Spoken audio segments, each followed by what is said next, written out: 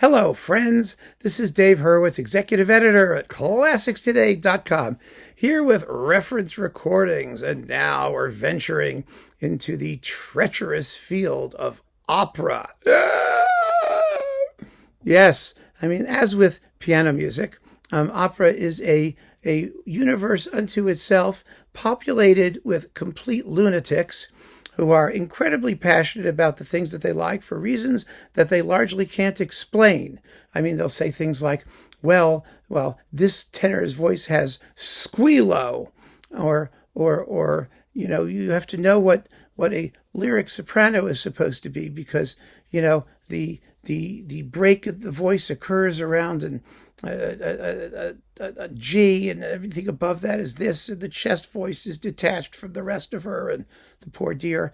You just get all of this nonsense. It's not nonsense. It's not nonsense for the people who feel passionately about it. And actually, there are facts that, now and again intrude upon their notice. It's amazing. The subjectivity becomes pathological when you're dealing with opera. And so consensus is often difficult to actually kind of nail down. Let's put it that way. But yes, consensus does exist. And so I'm going to talk about those performances in opera where consensus really does exist. Unambiguously. And one of the most unambiguous consensus moments in opera is the first Callas Tosca. This is the one, the Tosca. It's in mono. Ooh, yes. It's a very good mono, by the way. It sounds just fine, especially in the latest remastering. This is not that, but I could save it because it has a libretto, and it came in this rather nifty box that had like this magnetic strip attached to it. It still works. It hasn't like rotted or decayed or fallen apart. It really was kind of interesting the way they packaged this. They didn't do many with the magnetic strip. Well, maybe the magnet's starting to die. All right. I shouldn't have opened the magnetic strip. Anyway, so why is this the version de référence? It did have challengers, by the way. The big challenger came in stereo with Leontine Price and Herbert von Karajan. That was like a major Tosca challenger. But nope, this one sort of held out no matter what. So let's start at the beginning. You've got Maria Callas as Tosca. Now, Callas's Verismo repertoire recordings were kind of interesting because she always looked on Verismo as kind of cheating, because the music was so ridiculously emotional and a lot of the passion was in the orchestra, and all you had to do is get out there and scream your lungs out. And she wasn't a screamer.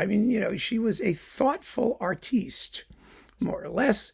And Tosca, my goodness, talk about, a character who is sort of, all of her emotions are on the surface, shall we say.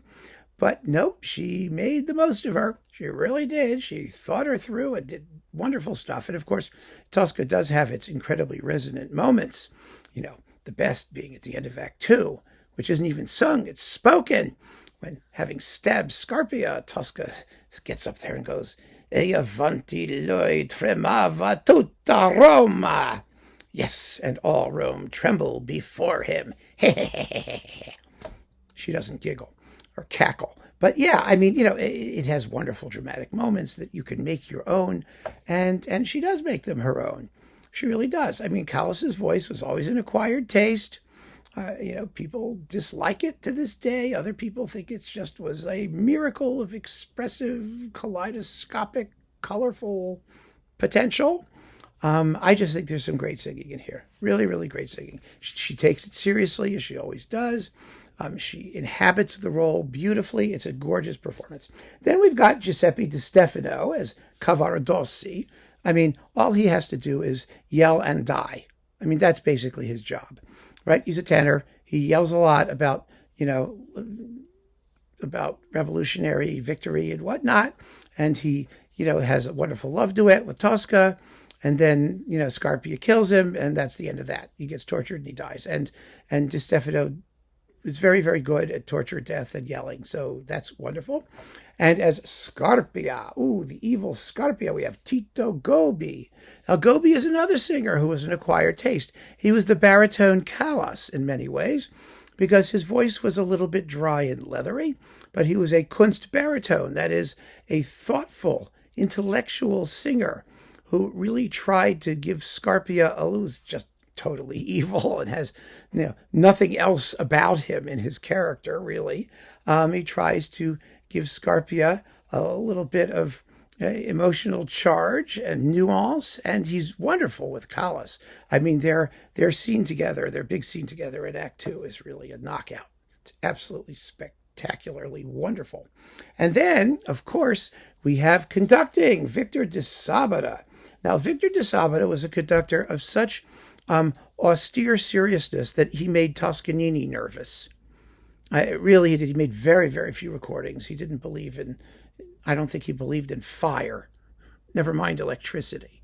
He was really monkish and respected and worshipped by the rest of the musical community in which he peregrinated. And so you have him conducting this thing. Now, I find his conducting to be very, very good. I mean, but it's not an opera it's not a conductor's opera. It's not an opera where you're going to go, oh, wow, that conductor really nailed Tosca. No, it doesn't happen that way. But he was there, and it's one of his very, very few studio recordings. One of his last, because he was always sick, because austere, musical, spiritual people are always near death. And so it was a major memento of his art with like the best cast you could possibly put together. I mean, it had to be a reference. I mean, it didn't have to be. I mean, it had to be. It was supposed to be. And it was. There are many recordings that are supposed to be references, and they're not. They don't turn out that well. I mean, think of like, Richter and Karajan and Tchaikovsky's first piano concerto. You could put like the major people together and assume that everything's going to turn out great. Well, sometimes it does, and sometimes it doesn't. But here it did. And this performance has been in the catalog since the day it was issued in 1953. It's never been out. It is a definitely one of the versions that you would use to compare to all other versions, despite the fact that there have been many fine Toscas since. And I have to confess, this is not my favorite Tosca. It is not. My favorite Tosca is the Caballé Carreras Colin Davis Tosca on Phillips, largely because, I think the singing is just opulent. I think Ingvar Vixel is Scarpia, because I think the singing is just opulent and fabulous and gorgeous and fresh and youthful and spontaneous, and the sonics are just drop dead fabulous. And that's me. That's my personal preference. And so, I keep saying here, because I keep seeing in the comments, oh, my favorite is X. Don't do that. No one cares what your favorite is. Nobody. Really, nobody. Maybe you do, except for you. You're entitled to care about what your favorite is. That's not the point. That's not the point of these discussions.